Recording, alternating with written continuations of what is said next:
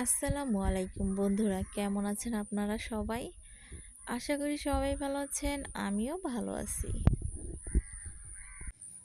তো সবাইকে প্রথমে জানাচ্ছি ঈদ মোবারক। তো আজকে ঈদ, তো ঈদের সকাল থেকেই অনেক মেঘলা আকাশ, মানে বৃষ্টি পড়বে এরকম। তবে বাড়ি যখন থেকে এসেছি তখন থেকেই বৃষ্টি রাত দিন পড়তেছে। তো এত বৃষ্টি যা বলে বোঝাতে পারবো না। দিনেও বৃষ্টি, রাতেও বৃষ্টি, তাও মাঝে মাঝে একটু বৃষ্টিটা থামে, তারপরে আবারও শুরু হয় বৃষ্টি রাতেও। তো এভাবে করে তবে ঈদের দিনটা গেল ভালো ভালোই। বৃষ্টি হয়নি, তবে রোদ ওঠেনি, মেঘলা মেঘলা ভাবেই কেটে গেল। তো এভাবে করে গেল। তো আজ ঈদের দিন কি কি করলাম আর কি কি রান্না করলাম সেটাই শেয়ার করতেছি আপনাদের সাথে। তো এই যে পাট শাকগুলো দেখছেন, আমি এই পাট শাকগুলো ভাজি করব। একদম এগুলো মিষ্টি পাট শাক, আর কুড়িগ্রাম অঞ্চলের বিখ্যাত পাট শাক এদিকে খুব চলে। সবাই পাট শাক বেশি পছন্দ করে আর পাট শাক খায় এদিকে।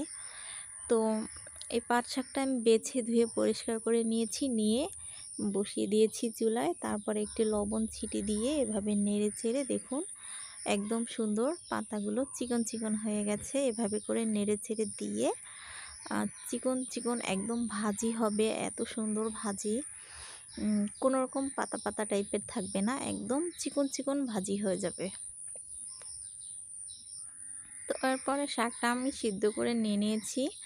তারপর এখানে কিছু রসুন, পেঁয়াজ, কাঁচামরিচ আর একটা শুকনো মরিচ দিয়ে দিয়েছি, যেটা আমি খাবো এজন্য শাকের সাথে।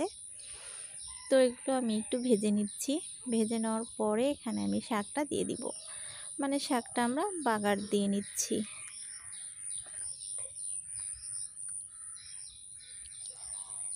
তো এখন আমি শাকটা ওর ভিতরে দিয়ে দিয়েছি, দিয়ে নেড়ে চেড়ে তারপরে এটাকে আমি কিছুক্ষণ একটু ভেজে নামিয়ে ফেলবো।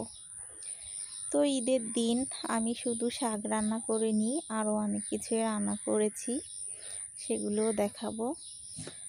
তো ঈদের দিনটা জানি না সবার কেমন গিয়েছে, কিন্তু আমারও মোটামুটি ভালো গিয়েছে, কিন্তু একদমও ভালো যায়নি।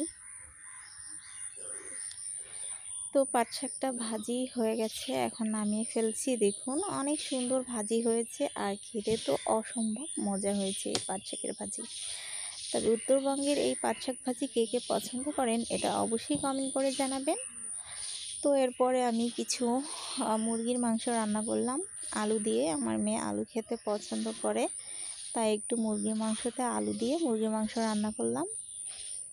তারপরে এটা রান্না করা হয়ে যাওয়ার পরে এটাকেও নামিয়ে রেখে তারপরে আরও অনেক কিছু রান্না করেছি।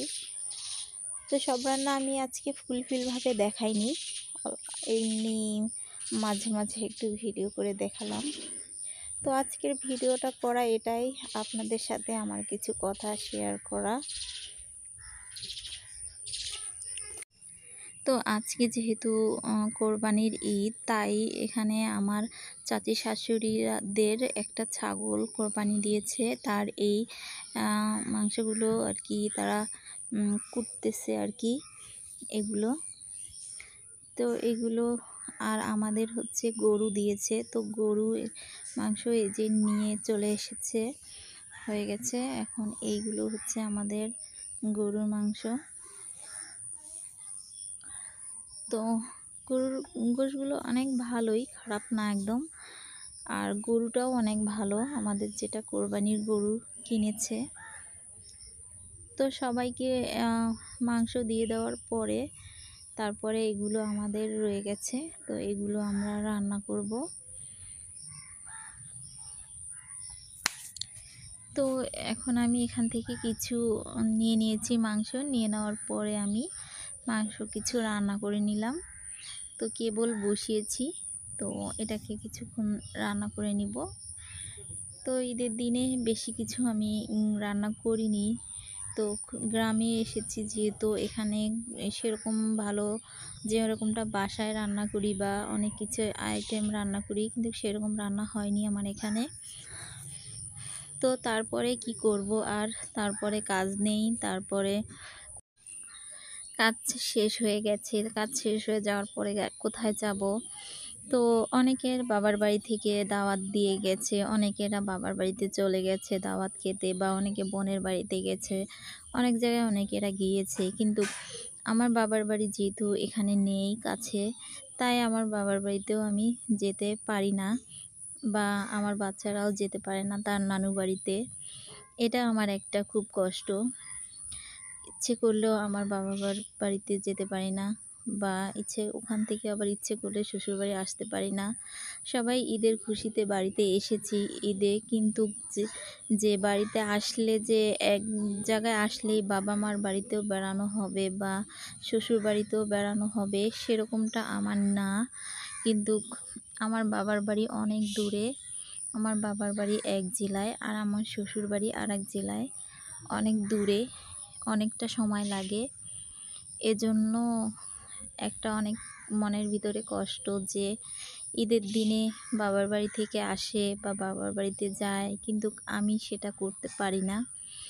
আমার বাচ্চারাও সেটা করতে পারে না, নানুর বাড়ি যেতে পারে না, বা নানুর বাড়ি থেকে কেউ আসতেও পারে না। তো এভাবেই আমাদের দিনটা কেটে যাচ্ছে, আর কেটে গেল প্রায়।